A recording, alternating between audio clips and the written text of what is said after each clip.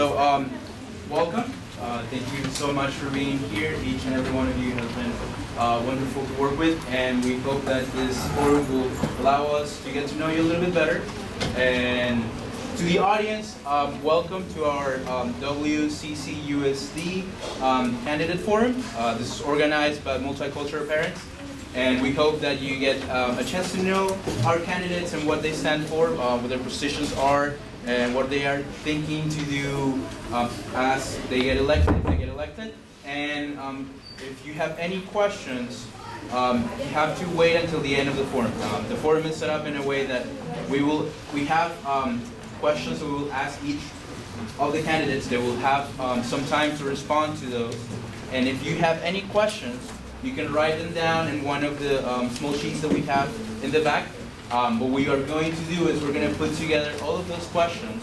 We will give them to the candidates, and they will give us the answers to those questions, and then we will send those to you as well. So it's important that not only you have to write your questions on the sheet of paper, you will also have to write your contact information because we want to provide you with the answers to those questions.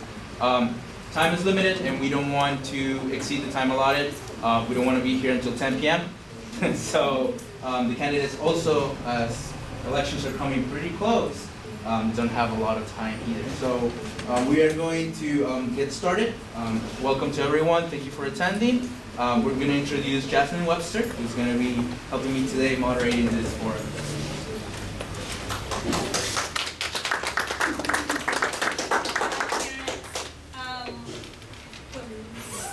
So happy to have the candidates here and to have the parents here. And I would like you guys to give a round of applause to the Multicultural parents who put this event on.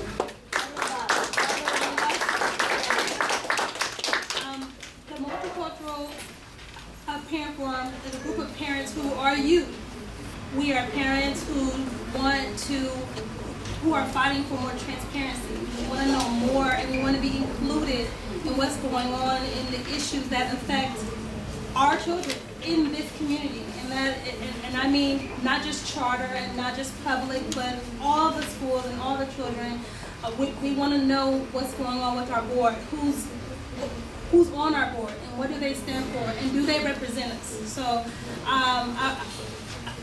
tonight I'm very happy that I want to make sure that we all listen and we hear with open ears, and we respect each candidate, especially for their time. So let's get started. So let me introduce some of the candidates that are here today. We have Tom Hannes, we have Stephanie Sequeira, Don Gosney, and Antonio Medrano with us tonight. Each one of them is going to introduce themselves, and they will have about a minute to go and introduce themselves. So thank you everyone, and can we have a round of applause for our candidates?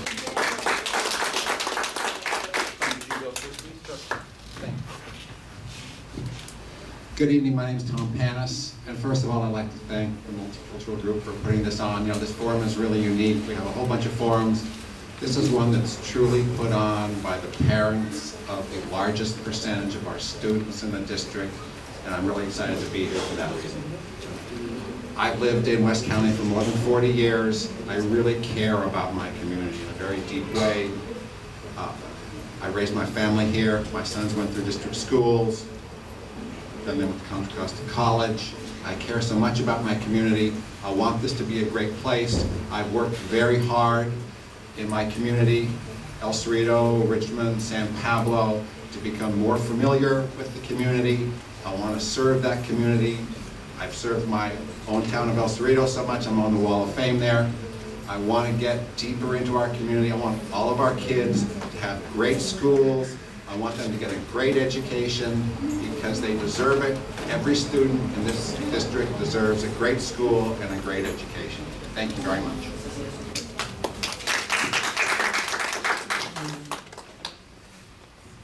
Good evening all. Again, thank you all for presenting this. I'm truly amazed. I think this is the first forum where we all are well set up and have food and everything provided. So we do want to say thank you for that. My name is Miriam Sequeira. I know some of you I'm very pleased to have a forum within the Flatlands, within the Iron Triangle area that really is very neglected compared to the other areas that have the more, I guess, the more use of other attention. But I'm glad to be here. I am a mom of 4 children, 3 of whom attend Chavez Elementary. I've been active on the district's local control accountability plan, as well as the multilingual district advisory committee. I've been actively involved in my children's school site council, and I can believe it was my time of calling to say I wanted to run. As a parent, we're not being heard, as most of you can't see. So I took out the decision upon myself to say, hey, let's give a parent voice on the table. A parent that has children within the district that didn't go through it as much, but currently is going through the struggles that most of our children need at the time. Thank you.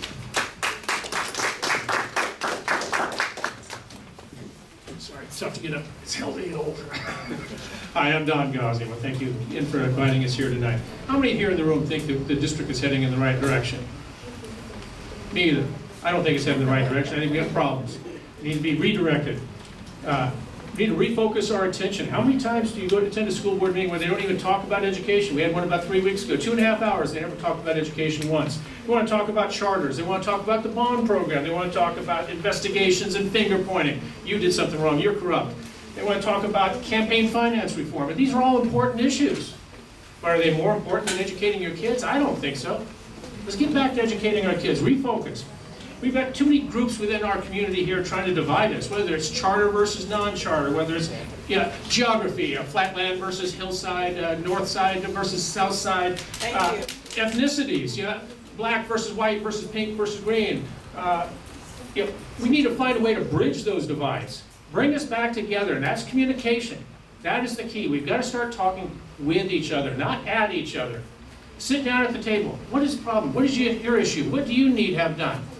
Because once we have board members that start looking at those kinds of things, maybe we can try to fix the problem. We're not doing that right now. How many times do you see board members come into your community? They never come to my house.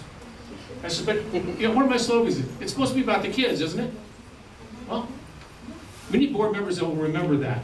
Forget about all these consultants and bond programs and forensic auditors costing us $3 million. We've got to work on that. Get back to educating. We need safer schools. We need to stop the exodus of our teachers and administrators so we have them stick around for more than a year or two.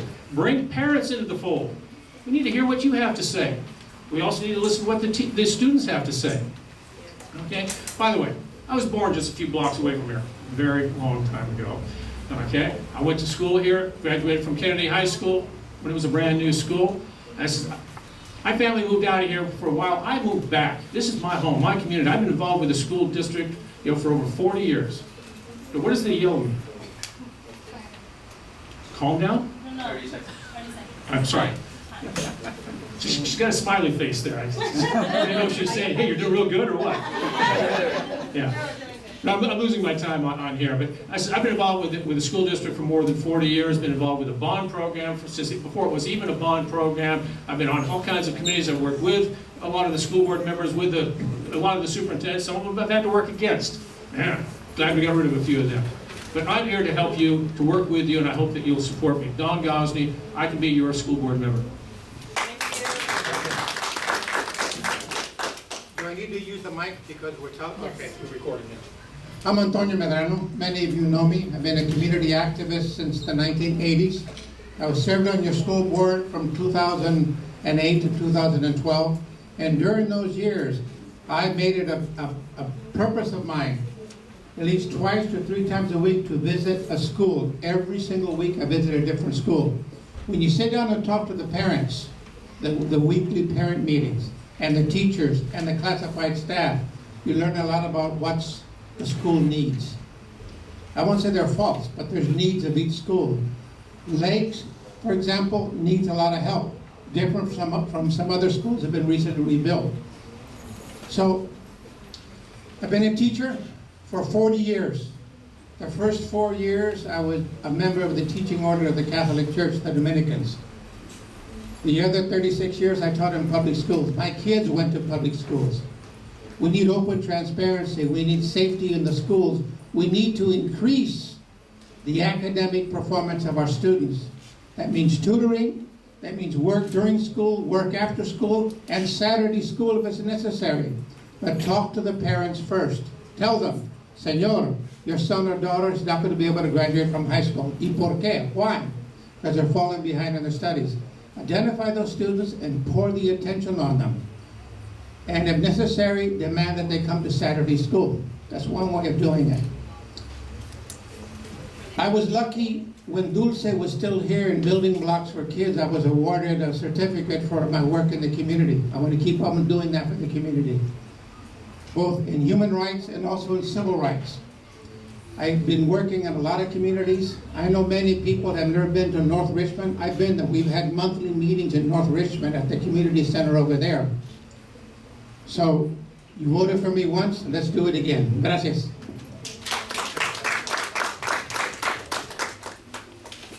I want to thank the candidates for the introductions. Now we're moving on to the questions. This forum is assigned to have 6 questions. And given that we don't have some of the candidates with us today, we will have an additional minute per question. So they're going to have, each one of them will have 3 minutes to answer each one of the questions.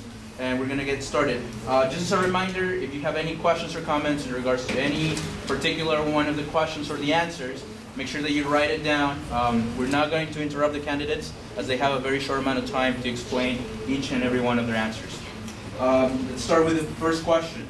What do you know about the current ELD, English Language Development, reclassification system in place? Do you think it should be replaced? If not, how do you plan to improve it? We're going to start with Antonio. When I was on the board and before I was on the board, I would tell my parents, they would ask me, Antonio, should I mark the box that says I speak a language other than English at home? And I finally had to tell them, no marquen la cajita, don't mark the box. Because your son or daughter will be placed in ELD classes and they'll never get out. We have students in our district who are in middle school and high school and they've been in ELD all this time and they're still stuck in the class. We have to reform the way we teach English to our students to get them to improve their academic success. It means tutoring. It means talking to parents. Let's open up the communication with the parents. I can tell you that if I tell this parent here, your daughter is not going to graduate because she doesn't speak fluent English, she will snap something into the child and say, vamos a trabajar juntos, let's work together. And that we can do. The system is not broken. The system has to be improved. My question to the teachers is, what is happening in grammar school and in middle school that they get to high school and they still can't pass the English exam? What is it that we're not doing enough of or not doing it correctly? The fault is not with the student. The fault is with the process that's being used, que están usando, that's being used in grammar school, middle school, even before they get to high school. It is unconscionable that a student can attend our schools from the first grade and still be in ELD classes at the high school level. Algo está mal. Something is wrong there. Let's find what it is, correct it, and work to improve all of our students. We have schools that attend these ceremonies at the Richmond Auditorium, those who have been, who pass on to the next level. And I'm distressed that so many of our schools don't have representation there. So what is it that we're not doing enough of? Not doing wrong, but not enough of. Gracias. Thank you. Serious. You break it already. Did you hear it? All right, good. Yo no. It worked fine when you handed it to me. Anyway, this is a serious problem for us. I don't have to tell you about that. Yeah, we have what's called the CELT. It's California English Language Development Test. It tests all the kids to determine what level they're at, whether they need to be put in the ELD program or classes or mainstream. Oh, this district has chosen not to use the state standard. They've chosen to go to a higher standard. You know, the big question is this a good thing or is this a bad thing? This is what our board needs to look at. They need to look at it very carefully to try to determine, are we holding our kids back? Because when they are stuck in the ELD classes, they are not learning at the same rate. They are not learning the same material as the mainstream kids are. Again, I don't have to, preaching to the choir here, you all know all this. All right? But what we have to do is take a closer look at what's happening, try to figure out how can we fix it. Do we need to go back down to the state standards, which is a little bit lower, or do we need to stay with what we're at? Something we also need to do is take a look at the dropout rate. Students that are in the ELD classes, are they dropping out at a higher rate than students that have been reclassified out of it? If they are, we're certainly not doing them a service, are we?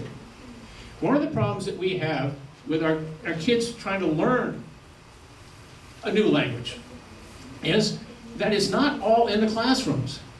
A lot of it is at the homes. Let's say that your family comes from France. Try to pick something so I'm not picking on anybody, okay? Well, this child only knows is French, and they're being taught in the ELD classes, but then when they go home, all that's spoken is French. So how are they supposed to be able to learn the language that they are being taught in school? The language that they're going to need when they get a job. The language that they're going to need when they get to university. How are they supposed to do that if the parents can't speak English well enough themselves? Or especially, they can't read the textbooks that they've got, because most things are pretty tough. Yeah? They're a lot more advanced than when I was in school.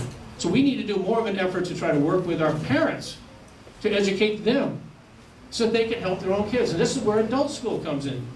Every now and then there's a rumor passed out saying they're going to cut adult school. Boy, the school board meeting is packed. And it just brings tears to your eyes. And you get parents up there, please don't stop this. I need to learn English so I can help my children with their homework. Now, how can you not want to help that? If you've got parents that are willing to learn the language so that they can help, we need to give them every opportunity in the world that they can do that. Yeah. We need to find out what is it going to take to help your kids get assimilated so that they're reclassified out of the ELD classes early. Preschool, kindergarten, that kind of early, not 12th grade. So, here we go, your chance.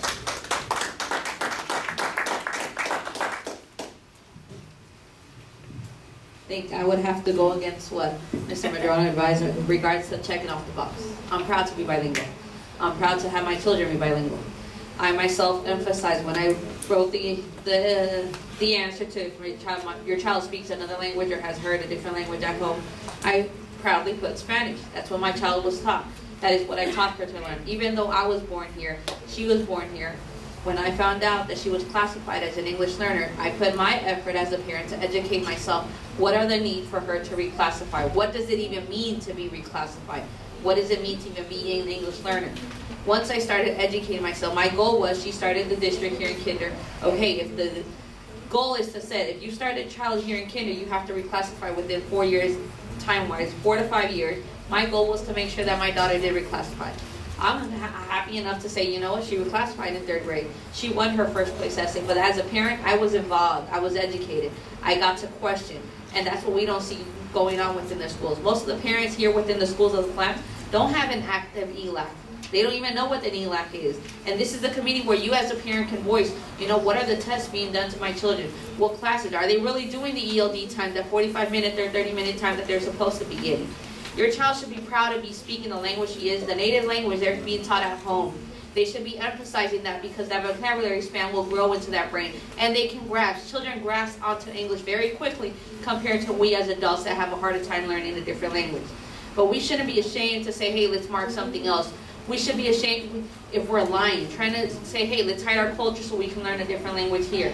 But it's not the problem of how. It's how do we educate ourselves as parents? How do we work in schools? How do we work with the principals, the teachers, to make sure our children are getting the best education, the quality ELD program that they should be receiving, making sure that my child is in beginning level. How is it that we're going to get her advanced if she makes it, and hopefully you have the help enough to reclassify them before they hit 6th grade. You don't want a child still in ELD level entering middle and high school level, because they're going to be held back. They won't be able to take the elective classes. They won't be able to take those A through G requirements, be able to take those classes that you were required to enter university. It's how do we work as a team, whether it be the teacher, the principal, the staff, the parents, and the students, to make sure your child is being reclassified. The system, how it is, it's there. It's just how do you educate yourself enough to help improve that for your child and for the children of others within the community. Thank you. Thank you. We have the ELD system. I consider the state of the ELD system today to be a near emergency. We are doing the wrong things. we need to be focused on teaching ELD well. We treat it like an elective. We don't have substitutes there when we need substitutes. We need to make sure that every day kids are getting their ELD training. In my mind, our goal should be to have every child reclassified by the time they're in the 3rd grade. 3rd grade is when you stop learning to read and you start reading to learn. So we need to get our kids reclassified early. We have an enormous number of English language learner kids in our district. We need to have one of the top ELD systems in the state. We need to make sure that we're doing a great job because we have so many English language learners and we want to get them reclassified early. That then gives them more flexibility as they go on. So early intervention there, as in so many things, early intervention is very important. I'd also like to say that, not getting our kids there, if we don't get them reclassified early, they fall behind in so many ways. They're not getting their ALD or their academic language development. So they fall behind there if they're spending more time in ELD classes. So it's important to get these kids reclassified early. Otherwise, we're just giving them a push into the school to prison pipeline, and that's our fault. That's not their fault. Thank you. Tom, we're going to start with you for the next couple questions. Okay. Question number 2. How aware are you of the post-secondary readiness of the students in this district? And what would you do to improve it? So we have a real problem with post-secondary readiness in this district. If you look at the numbers from the California Department of Education, it says about 1 in 4 of our kids are post-education ready. I'm shocked when I go around the district and I talk to parents who aren't even aware of the A to G requirements or the requirements that you need to enter the UC system or the Cal State system. So we need to be really focused on making sure that all of our students understand what's required, and our staff understands what's required, and our staff is pushing the kids through the classes they need to be A to G ready. My goal would be that every student gets out of the 12th grade in our district is ready for career, ready for college, ready for technical training. How do we do that? Once again, we need to start early. We make sure that all the kids are on the track from the beginning so that they don't get to the 10th grade, the 11th grade. It's too late then. They've missed too much. We need to make sure we're focused early there. So we need a focus on academic achievement. We have a huge problem in our district with expectations. We have got to make sure that we expect every kid is going to be a success. We want the same expectations for kids who go to Chavez or Helms or Richmond High as we have a kid who goes to Madera and Korematsu and El Cerrito High or Middle College High. We have to expect every child's going to succeed. We have to push them to succeed. We have to push them to reach higher. We have to push them to reach harder. We can't just accept the status quo. It's a disaster if we accept the status quo and let the kids define the standards. We need to define the standards. We need high standards so that every kid knows where they're supposed to be, and we need to give our teachers and our kids all the supports they need so we make sure they get there. Thank you.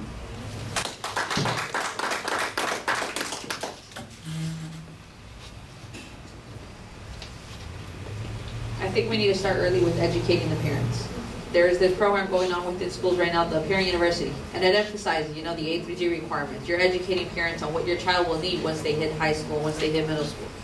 But sadly, those students that are currently in high school, middle school, won't be able to receive that help, knowing that these were requirements that you need to write when you started from the beginning. Most of these students aren't aware of what classes you might need to take in order to enter university.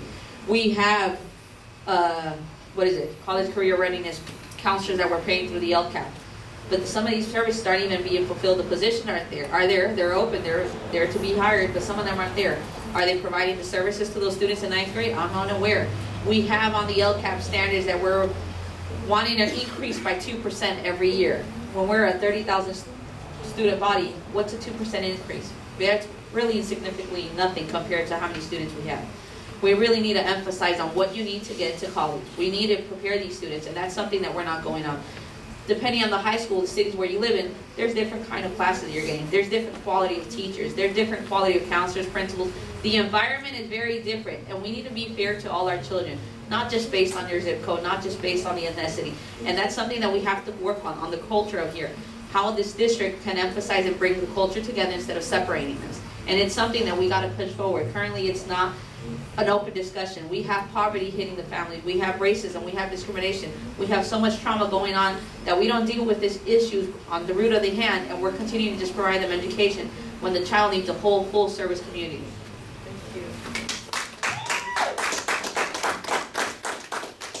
I like this question. I think it had my name on it. Okay. Guadalupe Morales, Rudy Suarez, Isabel Rodriguez, Edward Hernandez, Magali Rodriguez, Arnold Demas, and 320 others. 5 Gates Millennium Scholars, a Fulbright Scholar, nearly 24 National Merit finalists.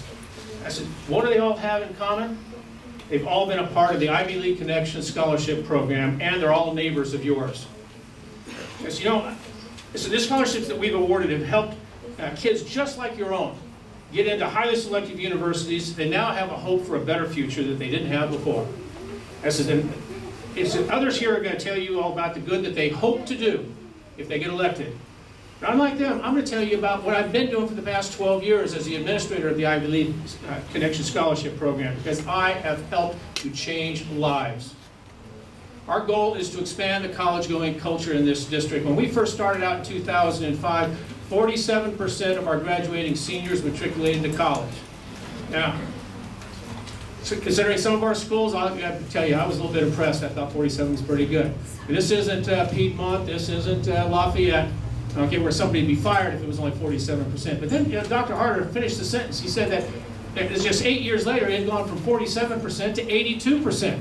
Somebody is doing something right. We had a 75% increase in the number of our students that were matriculating to college. That's a pretty good thing, I would think. You know, we played a key role in helping our kids get into highly selective universities and getting someone else to pay for their education. You know what it costs to go to a highly selective university right now? The going rate is $69,000 a year. That's almost $300,000. How many of you have an extra $300,000 per kid? Not in my house. Okay?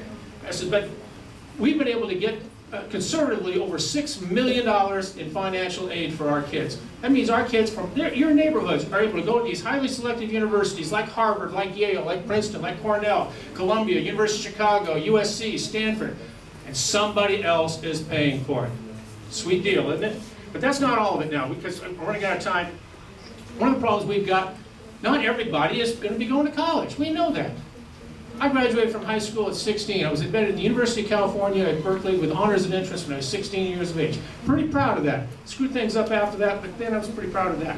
All right? But not everybody is going to be ready for college. I ran out of money. I had to go into the family business, building oil refineries. We need to improve on the vocational education, reinstitute the shop classes so that our kids can go work in auto shops, they can build homes, they can run restaurants. Teach the young ladies, teach the guys how to boil water. I can use that. But there's all kinds of things that we can do. I mean, education is fine for education's sake, but really one of the main reasons after we get out of high school, we want to be able to take care of our families. Just got that red sign? I'll talk to you later. Okay, one, we need the involvement of the parents at every single level in our district, from grammar school, middle school, and high school. If you're on the school site council, the school site council meets every month. They should ask the principal, how are we doing in the classes? How are the ELD classes going? Are they advancing like they're supposed to?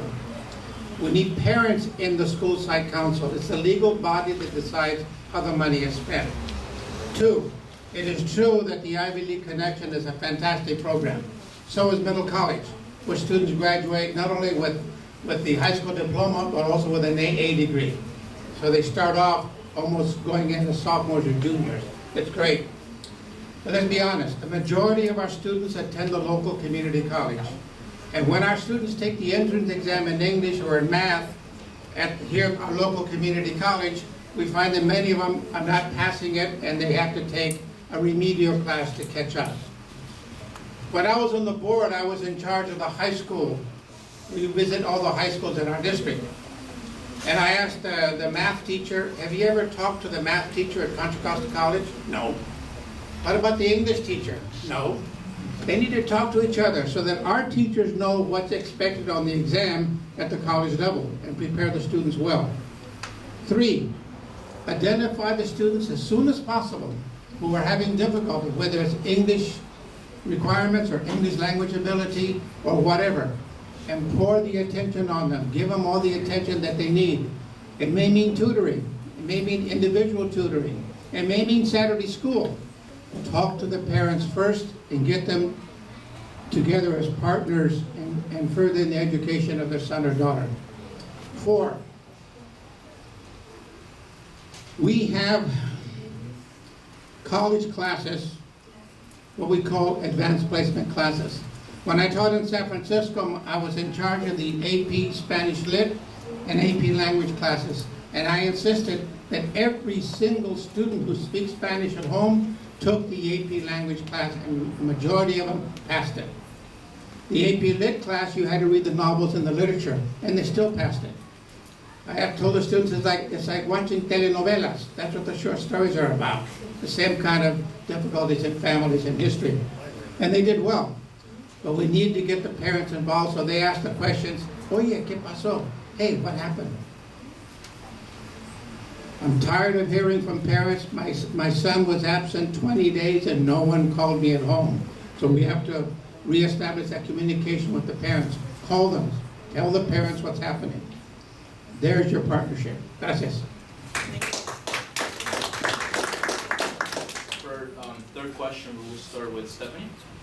And question number 3 is, what specific steps would you take as a school board member to increase transparency and ensure that the constituents feel informed about the decisions being made? Currently, I think we lack transparency and accountability, but it's something that I'm hoping if I get elected we can work on. There's this new committee that just popped up, and I got invited just because I'm an MDAC representative. But in reality, when I looked at the nominees, they'll consist of 2 PTA parents, 1 CBOC member, an MDAC appointee, and I'm not sure who the other 2 constituents are that are being included. But it's a secret, another secret committee. So most of the committees that exist that you know that you can participate on, kind of you're not aware as a parent or any other member of the community unless you know someone or you're a part of a current committee that you can be aware of. So our district handpicks persons to participate in different committees.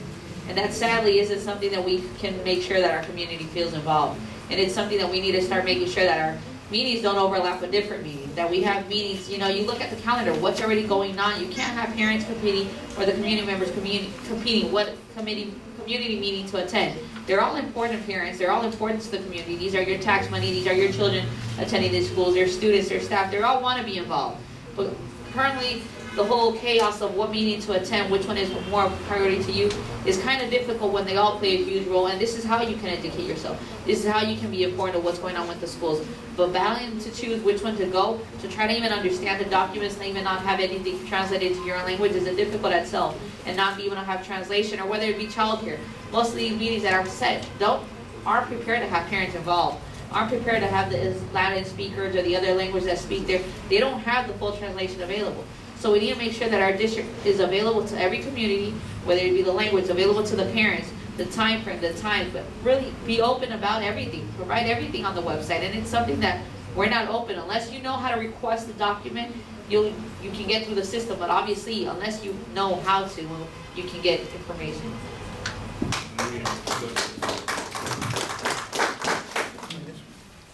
Thank you. I think we all know that we have a problem with transparency in our district. We have to be really aggressive about attacking that. I'm very much an advocate for openness, accountability, and transparency in our district. But what can we do? Stephanie mentioned one thing. So, for example, even at our board meetings, we don't have childcare. How can we expect parents to come to meetings if we don't have childcare? I first came across that. I'm the chair of the CBOC. When I was trying to recruit people to be on the CBOC, I'd go to the Latin community. Do you have childcare? I go to the district. The district says, oh, well, you know, childcare at a CBOC meeting, we don't even give it at the board meetings. So I thought about that. I went back to the district a couple weeks later and I said, look, I have a woman who wants to be on the CBOC, and we don't have childcare. And with that, the district kind of went off and said, oh, well, I guess maybe we'll look into it.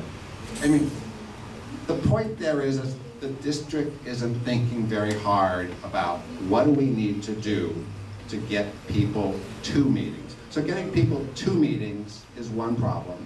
Reporting out the results is another problem. And what goes on in the meetings is a third problem. So we need to tailor our outreach to the community to different kinds of meetings. For example, a school site committee meeting. Well, are we just going to put up one notice next to the principal's office that says there's a school site committee meeting next week? Are we going to put up notices outside, or maybe a sign outside the school so parents who are just dropping off their kids may notice that? Are we going to send flyers to the neighborhood stores to let people know there's a school site committee? We have to be aggressive. We have to be aggressive. And we can't just say, we tried it once and it didn't work. All these things take a long time, and we just have to keep working on it. In terms of communicating the results, those need to go out in many different ways. We need to make sure that documents, if we didn't have them in Spanish for the meeting, they're in Spanish after the meeting so people can understand the results of the meeting. If they're expected any significant Spanish attendance at the meeting, we need to have Spanish interpreters at the meeting. Maybe we need to have documents in Spanish at the meeting. And we need to have childcare at those meetings.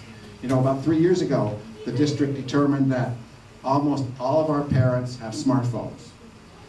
Do we ever send text messages out to parents about meetings, about the results of meetings, about go to the website? Look, ELAC just did something. Go to this website and see what happened. We never do that. We need to be very aggressive about outreach, and we're never going to be successful in outreach until we're aggressive for a long time and people get used to it. Thank you.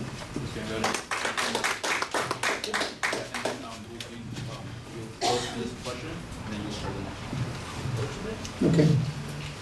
When I was on the school board, when I visited the schools, and I did it every single week for the years I was on the school board, I told the parents of one of the schools, imagine what would happen if we got one parent from each of our schools to attend the school board meetings and rotate it with another parent. Imagínense ustedes, just imagine to see 30-some parents at a school board meeting asking questions like, why are you doing this? Where's the translation of the documents? I work with a coalition for the local control funding formula, the special money that comes in for low-income English language and foster kids. And we said, where's the Spanish translation of the documents? And they looked at us like, well, no, do it. Otherwise, we're going to file a lawsuit against you. There's ways of doing it. Now, get 2 parents from each school and rotate. And after 2 months, select 2 other parents. But those parents must come back and talk to the local community, the local school, about what happened. They can say things like, I fell asleep. No entendía nada. I understood nothing. That tells you a lot. And they have to be able to speak to the school boards.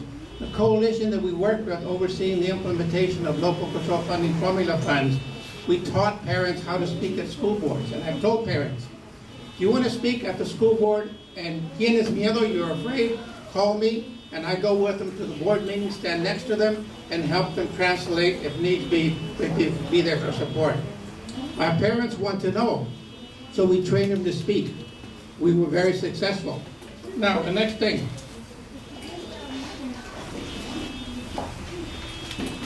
Parents have to take control of their school. If you have monthly meetings of the school site council, you ask the principal every month, what are the results in the class? How are we doing in English? How are we doing in math? Whatever the subject is. And hold the principal responsible. And if he doesn't respond to you, call me or call somebody else on the school board and then go to the school board meeting and say, hey, I've been talking to the principal 5 times and I get no answer. Then they will talk to the principal. But get the parents involved. Lo más importante. Thank you. sorry I had to run out during the alarm there. My car's been broken into 18 times. I want to make sure this wasn't the 19th. Yeah, we all were a little bit worried there. Okay, you're going to hear this word quite a few times tonight if you keep listening to me. Communication. That is the key. That's a silver bullet to solving a lot of our problems.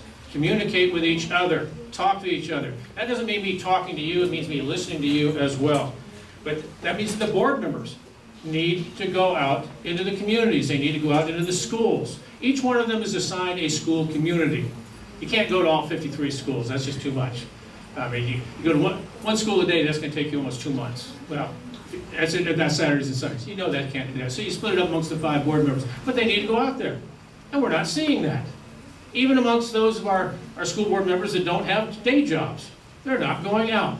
We need to get them to go out there, talk to you. It means go out there during the daytime, go out there during the nighttime, have schedule some sort of meetings to be able to talk to you so that you can get the input, tell you this is what we're doing, and explain it, because you may not understand all the technical stuff that they're going through. They don't understand it. Maybe that's one of the reasons they don't go out and talk to you. Okay? They need a better website. I mean, I live and die by the websites. I mean, I'm on the computer 14, 15, 16 hours every day, 7 days a week. And I go to there and I know something is there and I can't find it. Because you don't know what to look for. You don't know what to punch in. It shouldn't be that way. It should be, as soon as I get on there, it says, hello, Don. I know exactly what you're looking for, and here it is. Right? Don't tell me I'm wrong on that one, okay? We need to, we have public meetings, our board meetings. We need better public comment. And actually, the board members actually need to listen to the people getting up to speak. We just had a forensic audit. You don't need to know details of the forensic audit. That's not the issue. But by the time we finish paying for this, it's almost $3 million. Very controversial issue. Well, when they presented it, they had public comment before they presented it. Wait, how are we supposed to comment on something that we haven't even heard yet? And then when they had the full board meeting, and this is a 1,485-page report, along with 112 recommendations, and they gave us 90 seconds to comment on it. Really? And it also, traditionally, you allow a public comment period, 45 days. They allowed the public comment after they had already approved it. They've already got at least 2 of the board members say they're not even going to bother to read the comments. I just submitted 43 pages last night on that. And also, too many of our committees that we have that we keep talking about, they're political. You got a core group of people that are running it, and they shut out the other people. Now, I'm on the Citizens Bond Oversight Committee.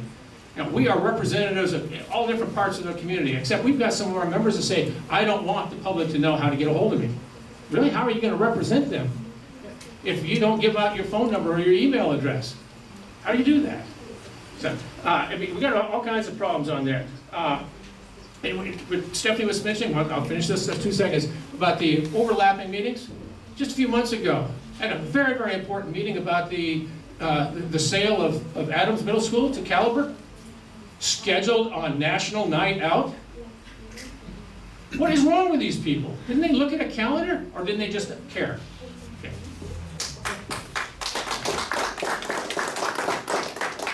We're going to move on to the next question, and it's going to start with you, John, as well.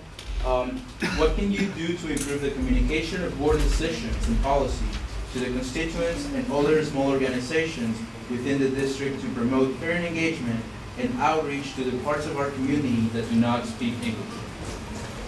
You know, this question and the previous question, there's a lot of overlap there, which I'm glad, because I didn't finish up everything I was going to be talking about. But it doesn't take a genius to walk around this district, and especially this part of this district, and realize y'all don't speak English as a native language. I'm seeing some of you with the earpieces on there. You need help right now. Okay, which is good. That's what it means, that we need to take note of this and be able to provide the information in a language that the bulk of our people can understand. We can't cover every different nationality in our district. We all got to be realistic about that.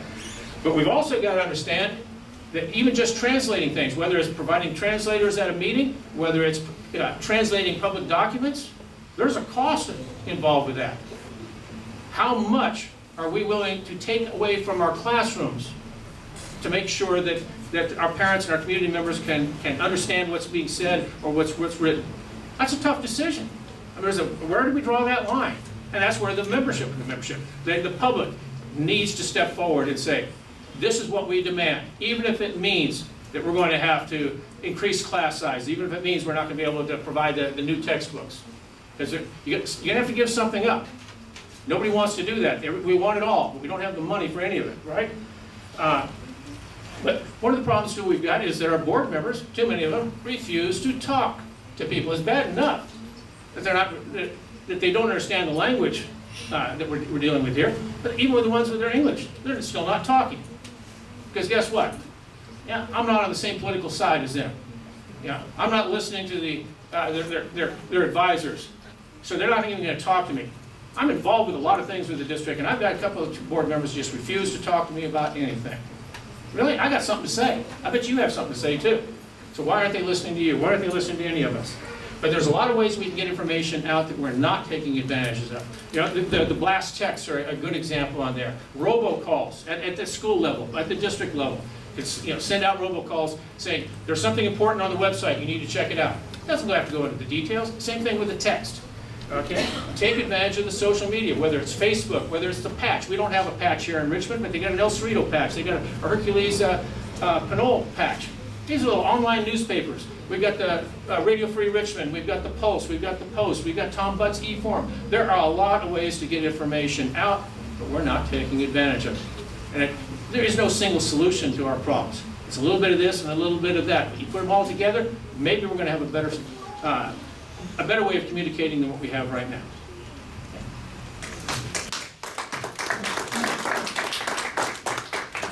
Improved communication. I remember very clearly training parents to speak up at board meetings. And tenían miedo, they were afraid. What if I make a mistake? You make a mistake, no importa. They, the board, have to listen to you. But another thing, when you speak in Spanish and I was the one that introduced the headphones for the school board when I was on the board, is they're listening to the translation. What about the audience behind you? The audience doesn't know what you're saying if they don't understand Spanish. So there has to be an English translation for the audience. The school board pays attention when a bunch of parents show up. They are scared crazy when the room fills up with parents from El Cerrito or Kensington or Hercules or Richmond. They listen. You know why? Those parents vote. And they can say, si no me haces caso, if you don't pay attention to me, we're going to work against you. So we've got to get our parents organized. Those who can't vote should vote. And those who cannot vote because they don't have the papers, organize and help other people to go to school board meetings. And tell the school board, I'm registering to vote, I've got a green card, I processed the paperwork, and I'm going to vote. And I'll remember you when you ignored me, when you made fun of me, or whatever you did. So challenge the board, take them on.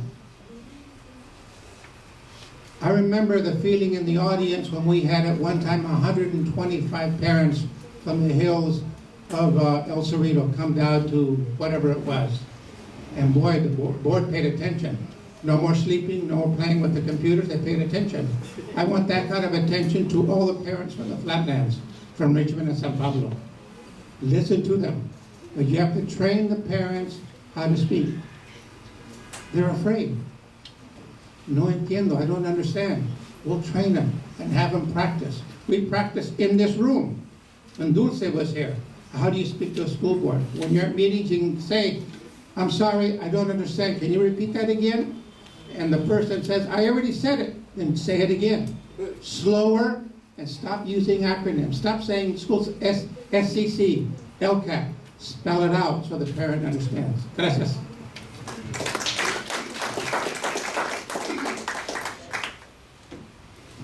So I think there's one fundamental problem that we have, parents feel and community members feel, and that's that our district acts like we don't care what they think. We need to change that perception. How do we change that perception? It's by a lot of what we've been talking about already. We have to be really aggressive in going out to the community. And part of the way that happens is by organizations like Building Blocks for Kids. I mean, we don't work with our community partners particularly well. We don't work with the cities very well. We need to be working to communicate with all the community organizations because they all have constituencies that they can be communicating with, and they will always have a good idea about this issue is important to my constituency, this is and isn't, this issue isn't. I mean, I've personally, over the past several years, gone way out of my way to build relationships with so many organizations in the community. You know, in Richmond and San Pablo, it's been Building Blocks for Kids, it's been Healthy Richmond, it's been the Latina Center, it's been the RISE Center, it's been the West County Regional Group, the YES Group. All these groups I now have a relationship with, and as a board member, I would feel responsible to those groups to make sure they understand what's coming up and what's happened. We've talked about, I think we all know that just the state of our Spanish translation in the district is pretty bad. You just go to meetings and you wonder why these meetings documents aren't translated. I sometimes wonder, I'll go to a meeting, why isn't this meeting being held in Spanish and we have translation for the English? I mean, having a meeting held in Spanish at Chavez or at Ford would be such a powerful statement that we care about you, and yet we can't seem to get there.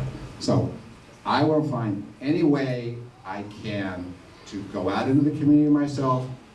I'm on the board. I'm not supposed to be micromanaging everybody, right? But make it clear to my superintendent that we have to be aggressively getting our message out, because that's the way we will engage our parents and our communities. Thank you.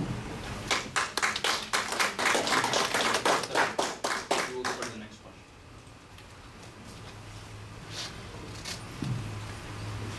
I think communication is one of the biggest issues within the district, especially towards parents. If we look at it, currently to engage parents, the district under the LCAP is paying about $2.8 million for the school community outreach workers.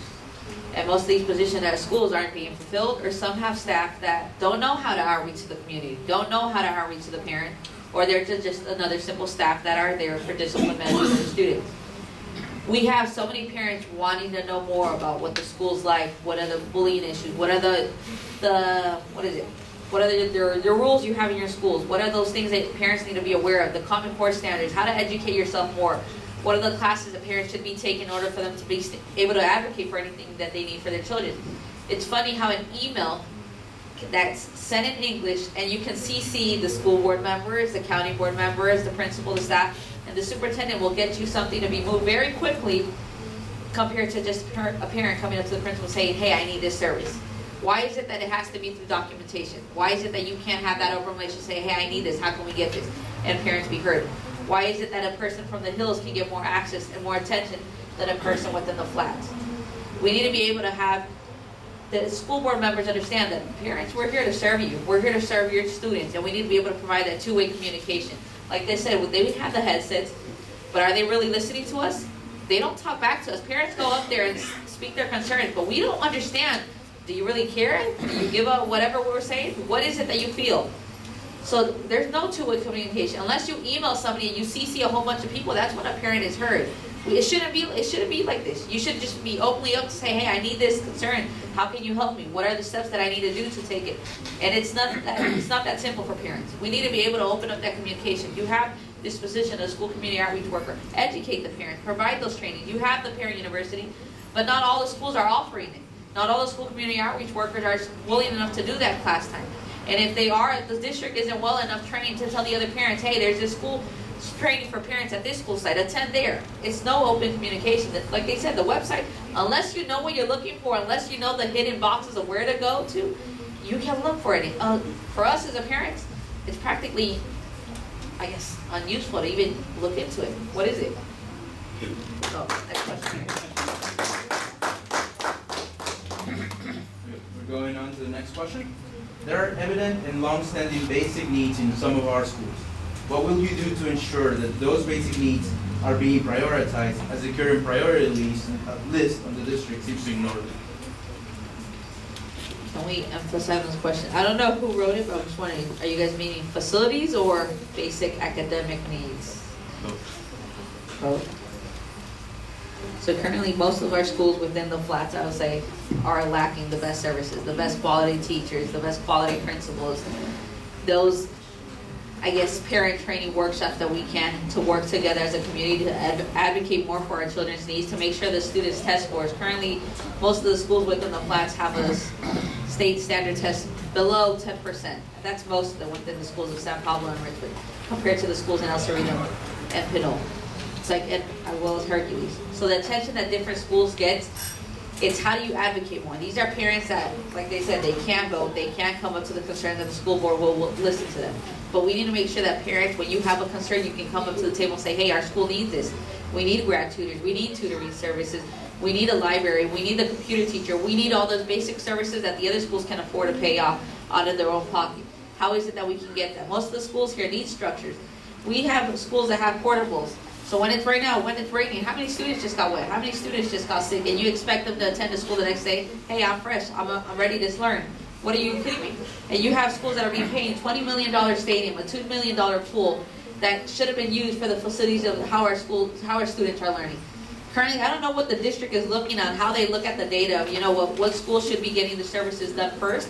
But it doesn't seem as if they care to get parent input, to really understand what our priority. Why are you going to the schools and asking them if you're really not going to take them into consideration? It's how do you educate parents to advocate more, continue to push more, because if we start getting united in power, whether it be racist, whether it be whatever language you speak, you need to unite together, because the district has made it clear to separate, whether it be through your socioeconomics, through your race, whatever it is. They don't want you communicating. There's no meeting where you can come together. There's no meeting where school sites come across together and get to talk to each other. Hey, what does your school need? I'm going through that same issue. How can we work together to make and move changes? So we need to start making sure that we have this open communication with all the parents within each school site and really working together to demand what the service is that your child needs.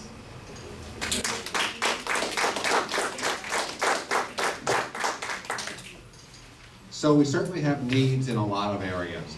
And at the school sites, to me, some key things we need to do are to make sure that the principals are well-trained, because once our principals are well-trained, then we can give them more authority over what happens at their school.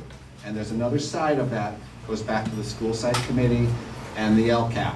So, in our LCAP, we're supposed to be defining how we take all our supplemental and concentration funds and apply them to specific interventions. Historically, in the first few years of the implementation of this new system, all those decisions have been made at the central office.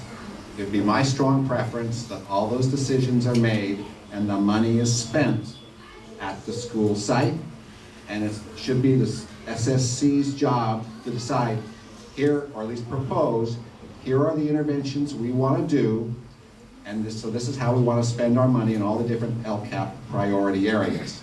And then the district obviously has to buy into that, but we need to have our principals well-trained so they can run that process, and obviously that input for that has to come from the parents and the teachers, not from the central office. Principals should have some input, but it's the parents and the teachers who are really closest to the problems we're having in the school. In terms of our facilities, we have a limited amount of money that's left in our bond program. And a prioritization list was created, and in my mind, this was a classic example of what should have been, and actually, the process, as I look back on it, was a great process, and it was so poorly communicated that nobody knew what was going on. There was a method for determining what are our criteria for what's important and how do we prioritize things. And we go out and we measure the status and the condition of all of our different school buildings and facilities. And the process was, while the process itself was, we look back, oh man, what a great analytical process. Nobody knew what was going on, so nobody knew what to say. They didn't know when to speak up. They didn't understand how the results would be calculated. So while the process as defined was great, it was just impossible to understand. I mean, those of us on the CBOC, a presentation would come to us and they would say, oh, that's why we did that, rather than the district explaining the future. So we have urgent facilities needs, We've got to make sure that all of our high-need schools have a safe school, sanitation, dry, safe environment. Thank you.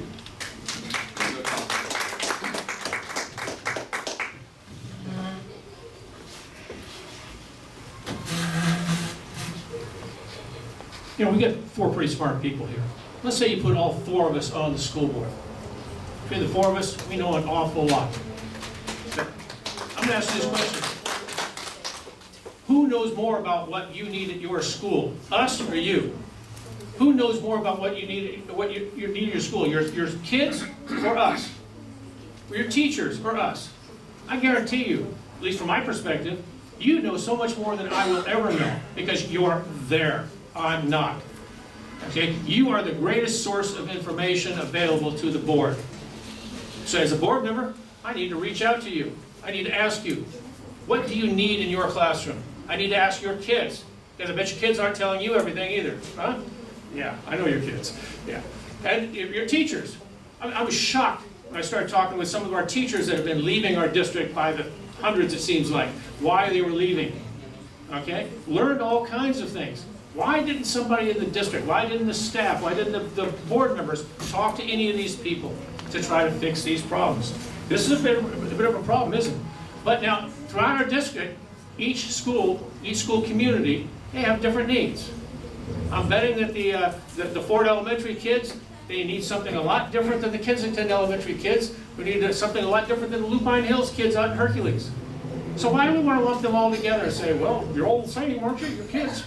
No, you're not. We need to go out into different communities, find out what do you need, and how are we going to be able to address those specific needs. It means reaching out to every resource possible. Every resource possible. You know, before I get onto the facilities, I'm glad you mentioned the facilities thing because the academics is only part of it. The facilities is another part of it. But I'm going to talk to this quickly. If you vote for Measure T. If you have neighbors that vote for Measure T. Measure T will continue some of the funding that will make sure we've got sports, that make sure that we've got counselors, reduce class sizes, librarians, all kinds of things. You get rid of that Measure T, we got to kill all that. Now let's talk a little bit about the facilities. Now, this is not going to be popular, but you realize that out of the $1.3 billion that we have already spent, $554 million of it has gone to the city of Richmond. Now, if your kids are going to a school that hasn't been touched, you say, well, they're ignoring us. Well, they're not ignoring you, they just haven't been able to take care of you. Haven't been able to take care of an awful lot of the schools and neighborhoods. You know, that's bad. But as Tom was saying, we had these facility master plan that paid a lot of money for a consultant. Come out there and he had a lot of meetings out in the public to listen to what the public had to say about the priorities. What do you need at your school? Problem was they weren't as advertised as they should have been. And even when they came before the Citizens Bond Oversight Committee to give us reports, I mean, Antonio and Tom both, we're all 3 on there. Well, I'm going to speak for myself. I'm listening to some of what they have to say. I said, what? Yeah, it should be easier to understand. We'll start the next question. Let me give you an example of how we blow it sometimes. I had a heck of a time explaining to parents at Lake, at Ford, at Grant, and at Wilson that we're spending $20-some million on the sports complex at El Cerrito High School, and there's broken windows at some of the schools in the flatlands. No entienden, they don't understand. They ask me, Antonio, why? And I tell them very simply, they vote. They listen to the vote. When the committee that prioritized what the needs are, because we're short of money, they came to Richmond High. I went, because I was on the Lake Construction Committee way after I was on the school board. And they came and I helped the Lake principal organize, and we brought 35 parents from Lake, plus parents from Richmond High. We're in the cafeteria. The people we hired did a presentation on the screen, and they're listing all the schools and what they need. But I'm sitting in the audience and I asked one of my friends, "Puedes ver? Can you see what's on the thing?" And she goes, "No." Were any of you there that night? And the lady keeps on going, you know, blah, blah, blah, blah, blah, blah, blah, blah. And I stood up and I said to the principal at Richmond High, Perdóname, excuse me, but I gotta speak up. He says, go ahead. I said, would you please stop? You're rattling off names. We can't see the names on the screen. It's so small. Call out each school that you're talking about. And the lady got upset. I said, I don't care if you're angry. The parents don't understand the thing that you're saying. The screen's there. Call out the names of the schools that are appearing on the list. And finally she did.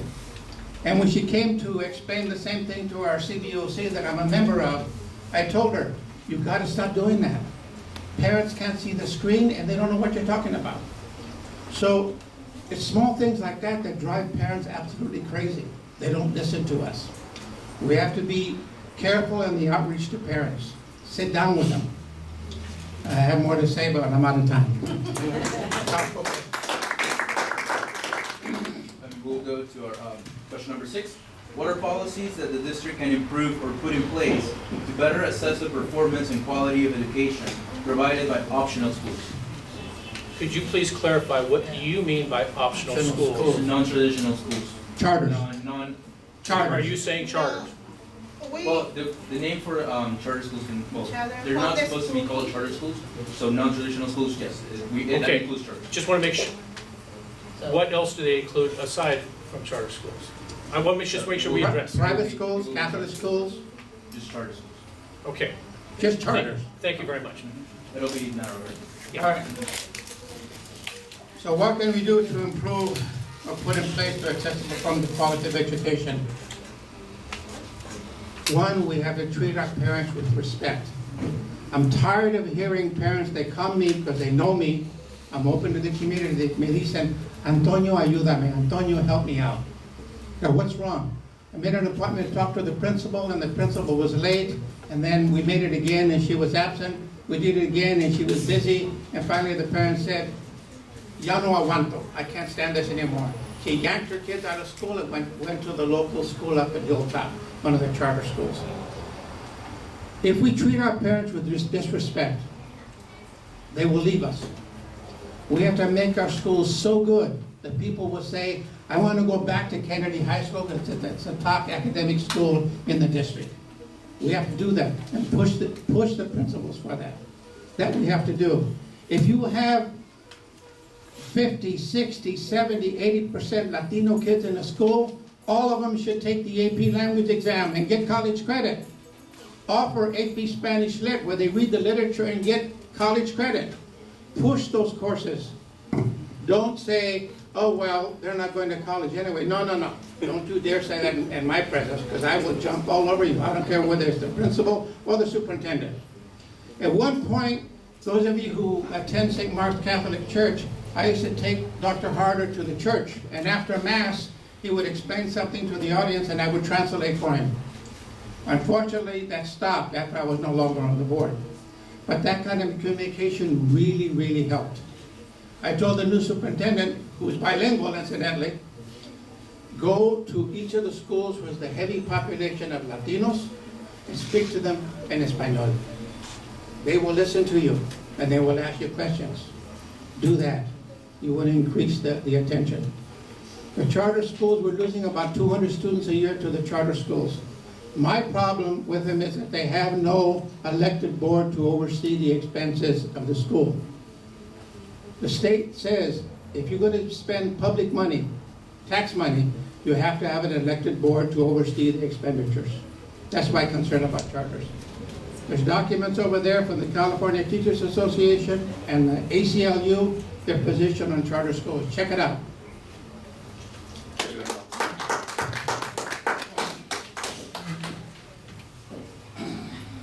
I'm actually going to address the question. The question didn't ask me what thinking about charter schools is how can we better assess the education that is being received at charter schools? Okay? Guess what? We can't. They're not a part of our school district. We have zero access to what's going on in the charter schools. As a school board, we're talking about, as a school district. As we have zero control over what they're doing. We have zero oversight over what they are doing because they are not a part of the school district. Most of our charter schools in this district. We have a couple of them that are chartered through the WCCUSD, and we have minimal control over them. Very minimal, okay? This is a problem for me, okay? They don't adhere to the Brown Act. They don't have open books so we can look at their finances. So they don't have public meetings they don't elect their officials where the public can run for them. They don't have open meetings. When you've got an Aspire charter school and they have their public meeting at Wednesday at noon in Redwood City, is that really public? Can you get down there? Most people actually, well, hopefully you got a job. You can't do that. All right? This is a concern of mine. We had an assembly bill that's sitting on the governor's desk just recently, AB 709, that would have made sure that the charter schools had to meet the same standards as our traditional schools. And the governor took that big red veto sign or stamp and stamped it on there. I don't understand why. I used to like the guy. I said, but they need to have more access. We need to have more access. You need to have more access. But since I've got a little bit more time, I'm going to tell you what I think about charter schools. I do not like any educational model that takes educational dollars away from educating our kids. We have a lot of good charter schools in our district. We have a lot of bad ones. We have a lot of good traditional schools. We've got a lot of bad traditional schools. We need to figure out, talk to the parents, figure out, why did you grab your kids out of this traditional school and take them to a charter school? What did we do wrong? Because if we figure out what they did wrong, maybe we can fix that. And if they're doing something right, let's copy that. And I got a big problem with some of the charter schools that do not have sports programs, that do not have libraries, do not have arts programs, music programs, drama programs. They don't allow special needs kids. I got problems with that because we take care of that in our schools. Okay? You take a look at the campaign financing that's going towards charter school candidates right now. Almost $300,000. Where are they getting that kind of money? If you put that towards the candidates, and what do they expect in return for it? This concerns me. I said, charter schools, I don't have a problem with charter schools as long as they are open and that the public has access to them just the same as regular schools.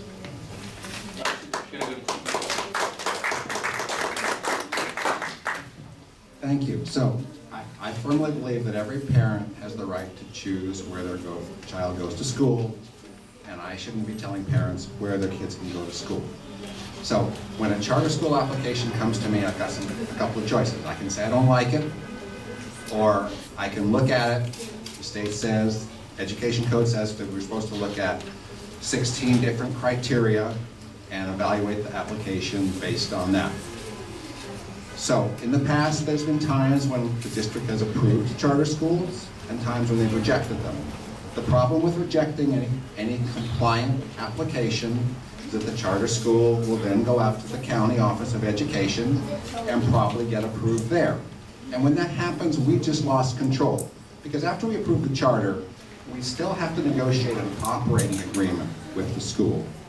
And I would be very much in favor of, and I've seen it with some of our charter schools, that the operating agreement would describe what the demographics of the school, what are the targets for the demographic of the school, what kind of academic performance are we expecting. Can we convince them that they need to have open and accountable board meetings? Can we tell them, we'll charter you, but we want to have clear financial transparency?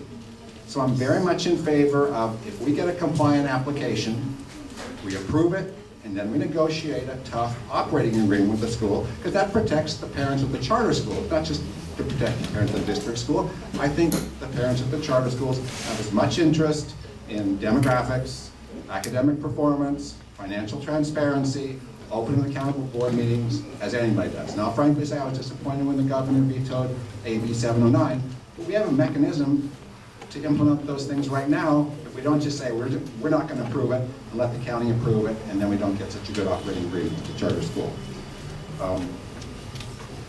I also just feel like if we were less hostile towards the charter schools, there'd be a lot more room for negotiation with them than we have right now.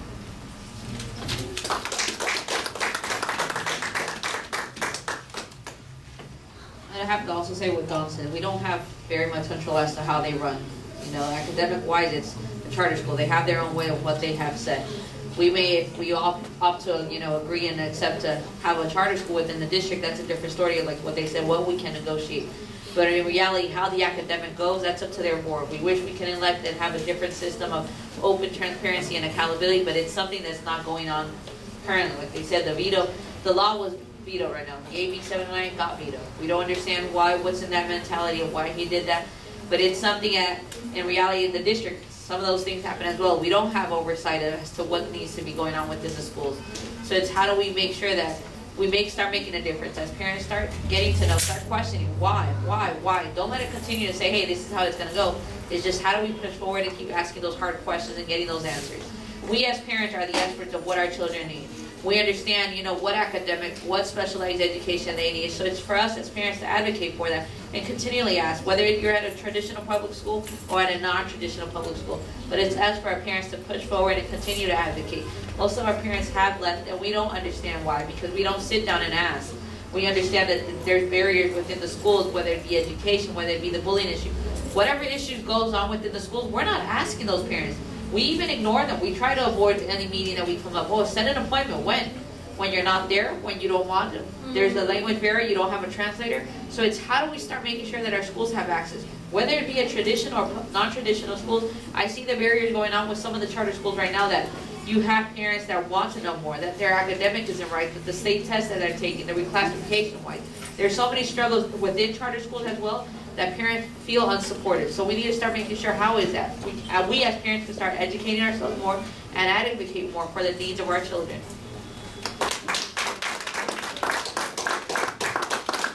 That concludes our 6 first questions, and we do have an optional question, and I want to ask you if you would like to go ahead and answer that. We have enough time. You bet. So show of hands. 4 of you? Okay, perfect. So let's go to our last question. What causes the achievement gap in our district? And if elected, what are you going to do to raise awareness and improve conditions for our students? And who would like to go first? Let's start down here. There's a variety of factors. One, many times we don't have teachers who are experts in a particular field. Two, we have teachers sometimes who don't speak another language aside from English and don't understand the needs of the student. Three, many times some of our students come to school with their own personal problems, be it poverty, be it crime, be it bullying, and they don't know what to do. We have to address all those in the school. And also we have teachers who, some teachers I know, and I'm a retired teacher, I know this, they should have retired 20 years ago, 30 years ago. They're tired. I've heard teachers tell me when I was on the school site council at my school, Montalvan, at Helms, in the old school, and in Richmond High, teachers say, I'm tired, I just want to go home, I don't want to talk to any parents or students. I'm sorry, sir, you or she, then you should retire. We want teachers who are dedicated and push our students to excel the best they possibly can. The other thing is we have district supervisors who, for example, the Kennedy family, the Richmond family, the Deanza family, those people should be held responsible for how their schools are doing. I shouldn't have to ask the district supervisor of the Richmond school, for example, why are they doing so bad on the test? What's happening? He should report that every single month to the school board. He should report that every single month to the parents that meet every month, the famous parent meeting, and to the school site council. Dile, this is what we need at our school, and say that over and over and over again. I'd like to see more of our teachers and more of our principals go out to the community. Report back to the 5 different city councils in our district and talk to them. We need more help and tutors. We have a reading program where people come in from out of our district, some within the district, and help the students to read. That is an incredible help. It's fantastic. We need simply more of that. One of the last comments that the outgoing superintendent made before he left was that we are still suffering from economic apartheid. Our community is poor. And he used the word racism. We do have that in our district. I've had teachers who the last 2 years of their career, they move to the Hercules High School. He says because they're more academic there. Why did you leave Richmond? Let's make Richmond an academic school, Kennedy an academic school. We can do that, but it takes the parents to push and fight for it. Gracias.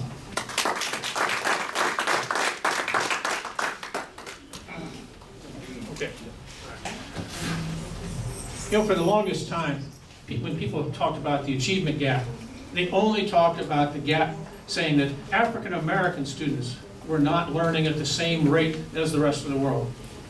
They're not in our district though. We've got a lot of different achievement gaps. Latino students, are they learning at the same rate as the rest of the world? Even white kids, they're not learning at the same rate as the Asian kids. There are a lot of different achievement gaps. And we cannot just say, we're only going to take care of one ethnicity here. Take care of all of our kids. Because all of our kids deserve it. All of you as parents deserve it. But there are a lot of different factors involved. And I'm glad Antonio brought it out. I got in a lot of trouble with the United Teachers of Richmond. When I pointed out that you got a lot of burned out teachers. Teachers that have just been around for so long, they've given up. They say, we have no bad teachers, we only have bad administrators. Well, that's part of the problem right there. I'm not an alcoholic, but we've all seen the movies and everything. You go to AA meetings, the very first thing they say is, hi, I'm Don, I'm an alcoholic. Because you've got to admit that a problem exists before you can fix the problem.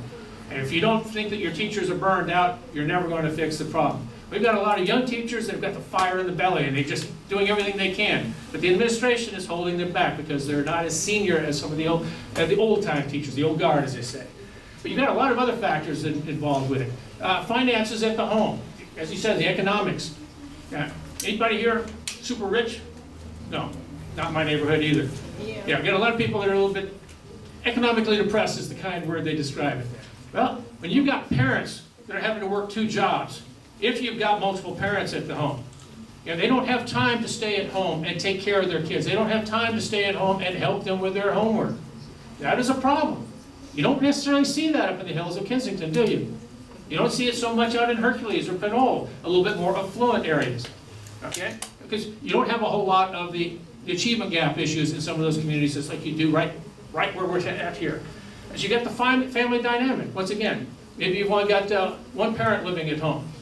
Maybe it's just grandma that's taking care of the kids. That's a problem.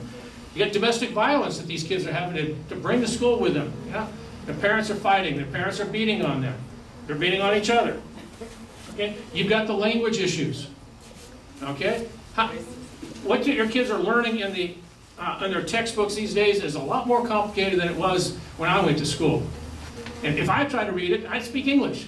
I'd have trouble doing that. But what happens if you haven't mastered English? How are you going to be able to help your kids with their homework? Okay? Also, a big issue is internet access. A lot of the homes in this area do not have internet access, so the kids have to wait till they get back to school the next day. They have to wait to see if they can find a library that is opened up so that they can do their studies. We've got a lot of, here in Richmond, they're doing a good job about trying to provide free internet access to some of the communities. We need to spread that out. Because as soon as you cross that line into San Pablo, dead on the internet access.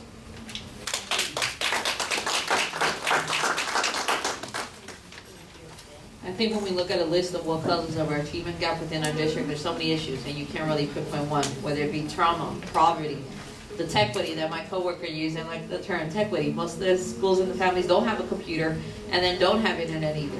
The way the dynamics of the family works, they're working multiple jobs. They don't speak the language. They can't help in homework access. So it's multiple issues that affect so many families within our district that we can't say, hey, we'll work on this one issue.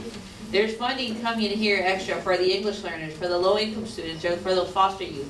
But sadly, as a committee, the district central staff decides where that funding goes. It's not following the needs of the students. It's not following the school site.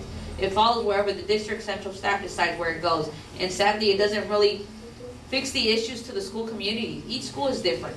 Each necessity that each school has is way different compared to one school. So it's how can you really say, hey, this is going to work for you? It's not a one shoe fits all. We really need to understand what the needs of each community is. Come together as parents, teachers, staff, and hey, let's advocate for this funding. We need this program here. It might not work in a different school, but it'll work at the school where your children attend. So it's how do you start really accessing those questions? What are those answers? Can you get those information? Do you understand what level of test scores your students are at? Do you even know how to read the results when they're sent home? Most of the information that is sent home, whether it be through the state or the district parents, have no complete knowledge as to how to read it. What does it mean? What is it going to benefit you, or how is it affecting your children? So there's so many issues here, and it's just how do we start providing that training? How do we start educating the parents? How do we tell them, hey, the trainings that are going on here, get outreach, the school community outreach worker should be out in the field, not behind a desk, but really out there trying to get you to understand everything that's needed within the schools. And sadly, it's not going on within our schools. Thank you. I think there's a lot of different ways that we need to work on, a lot of different components that we need to fix regarding the achievement gap. First of all, school climate. We need to make sure that every school is a welcoming place for education. No bullying, no harassment, no discrimination, no retaliation against kids, against parents, against staff. We have so many of our kids in our low-achieving school live with stress and trauma every day. We need to be addressing that with school climate funds coming out of the LCAP. We can't expect these kids to be learning if they're really mentally not ready. In fact, we know that the brain develops differently in kids who have constant stress and trauma than kids who don't face that every day. Beyond that, in some of our schools, so many of the teachers themselves get that same problem because they're dealing every day with these kids who have all these issues. Those teachers themselves, they need support from the district in forms of training, in terms of time off, and in terms of mental health counseling to help them deal with those problems. We need to look at the data.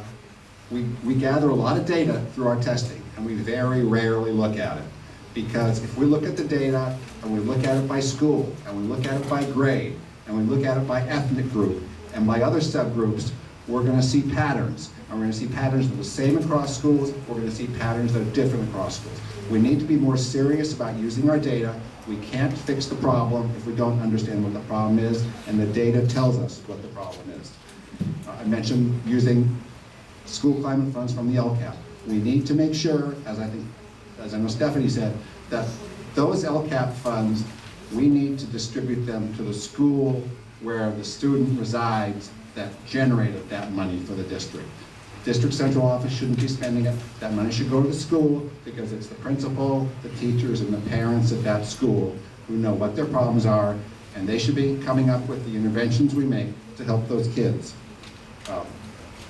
We need to have, in terms of our data and our test results, we need to have a continuous feedback loop so we're constantly seeing what are we doing and changing our behavior based on what we're perceiving as the results of our actions. We need to have really high expectations for our students. We failed at it. So many of our schools have high expectations, and yet who were our last two Gates Millennium Scholars? Both Hispanic kids. But so many Hispanic kids are just don't have the right expectations set for them. And last, our school district alone can't be responsible for that, but it's very unwilling to partner with the community. This achievement gap problem is a community problem, and we're never going to completely fix it unless we get the entire community, the community organizations, we get wraparound health services, we get all these things in our schools so that we can do better for our kids and every kid gets a great education. Thank you.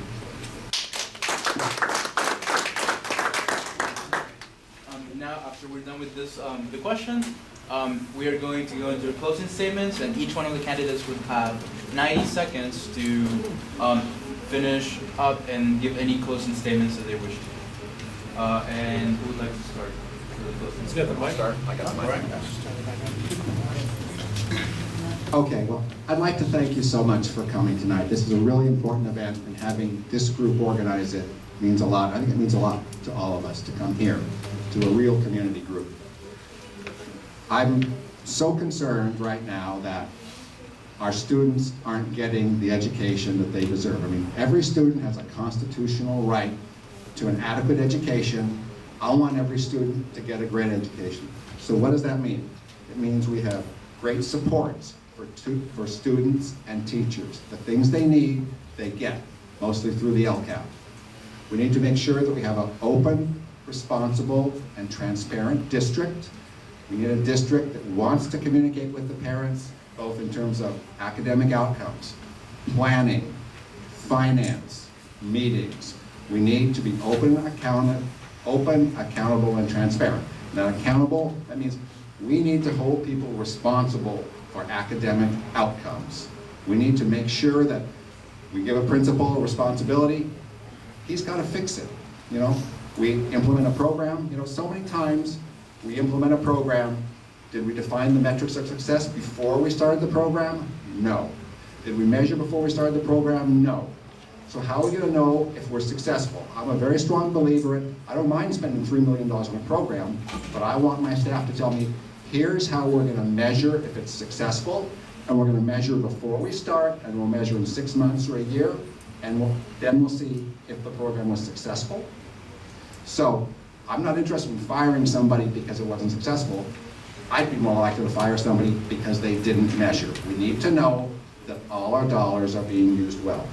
And we need safe schools. We just need safe schools. We need to improve that school climate. So I'd like to ask you for your vote. You know, strong schools really empower our community. And I've been endorsed by a number of people, including East Bay Times and George Miller. Thank you.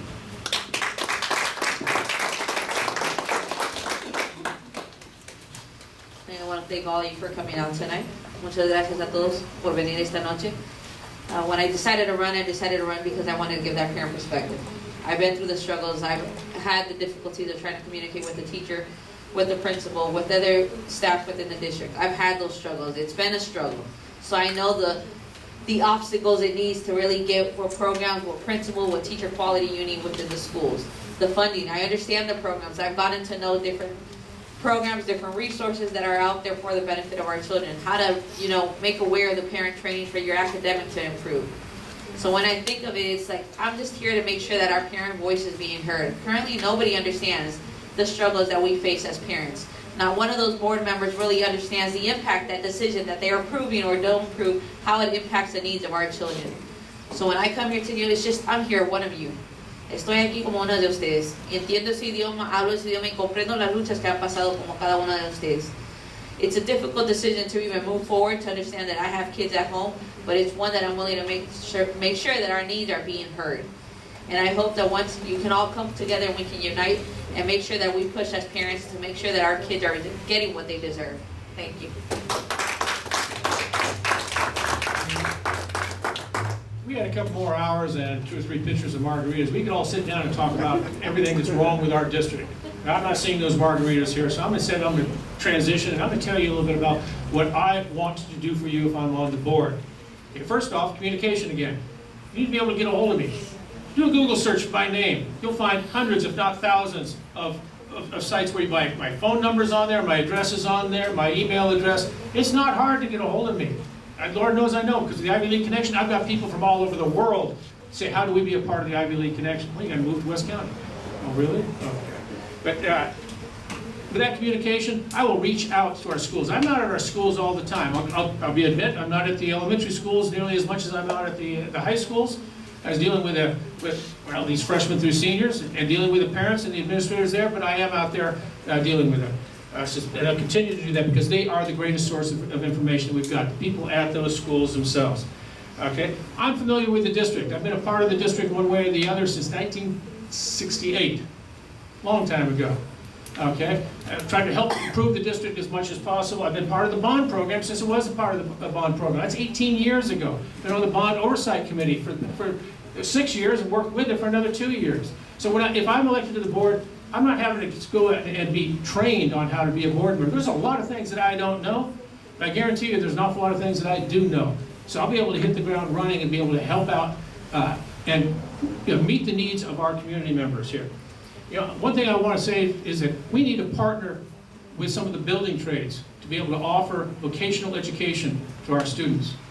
My own union, plumbers and steamfitters, we build oil refineries. Journeyman makes about $112,000 a year with another $72,000 a year with the benefits. You can almost live on that. And you start out at 18 years of age getting into our program. And so there's no reason why your sons and daughters can't be a part of that too. We need to be able to offer a vocational ed so that we can point our kids in that direction if college is not something that they want to do. I'm going to ask this question. Don't you need somebody like me on the board? Show of hands. I said, yeah. I think we do. I said, let's work together to find ways that we can help all of our kids, no matter where they live, because they all deserve it. You all deserve it as parents, as taxpayers, as residents in these areas. You need the attention. Your kids need that attention. But please, let me help serve you on the board. Election day, I'm the guy. Don Gosney. If you go out into our community, North Richmond, Lake, Perry's, Verde, or Verdi, we say, Grant, Montalban, Richmond High, ask the parents, who do you call when you have a gripe? Say, find Antonio, quick, find him now. I get calls all the time. I've got the experience of a teacher, teaching underprivileged students in San Francisco. I have the experience as a school board member, and I have the experience as a community activist. I worked for 4 years as a community organizer here in Richmond, a group called FaithWorks, Richmond Vision. We battled to get the Richmond general plan fixed up and everything. So I know Richmond quite well. You want an activist who's bilingual? That's me. You want somebody who's had experience on the school board, fighting some of the old traditions? Soy yo. You want somebody who has the experience of working on school site councils, Montalban Manor, Helms Middle School, Richmond High School, the building committee of Lake, the building committee of Coronado, that all, incidentally has a dental clinic inside. We push for all that. That's the experience I have. The local politicos in the county know me. I can call Joya, I can talk to all the mayors of the city, they know me. They usually say, oh my God, Antonio's calling again. What shall we do? And I'm not afraid to do that. I'll stand up to people and say, you know, fix it. When I was in charge of the high school committee, we visited one of the schools in our district that'll go unmentioned, where African American students were not even a quarter of the student body. And yet there were 90% of the exposure to the school. And I remember telling the principal point blank, you will fix this, use restorative justice in your school, or you won't have a job next year. We have a new principal at that school, because we fought that. Stop ignoring the needs of our students, the needs of our parents. I'm open. Parents, talk to the parents of any of those schools that I mentioned. They said, who would you call? I said, find Antonio quick before he goes someplace else. Gracias. I ask for your vote. Thank you. Before we go on to our next, to our mixer, and give you the chance to talk to each one of them one-on-one, we want to thank the candidates for being here tonight. It is highly appreciated. Your presence here tells us how much you care about our school district, and we are looking forward to post the answers to all the questions that we sent. Those are going to be posted shortly after we get each and every one of your answers.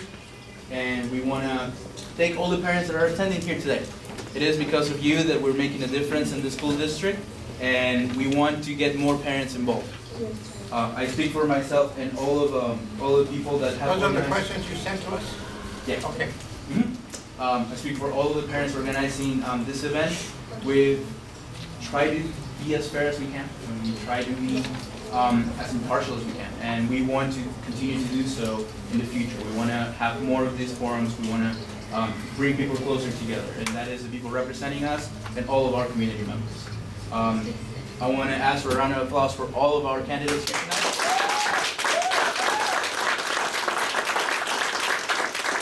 And one more round of applause for all the people organizing the event.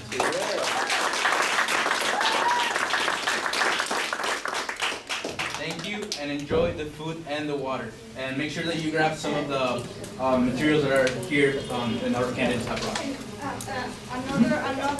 We just want to acknowledge Leticia, who is providing the translation. And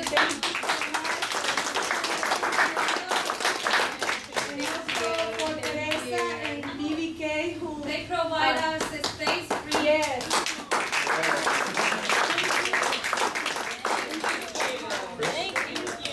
Chris, close that. And thank you, all of you.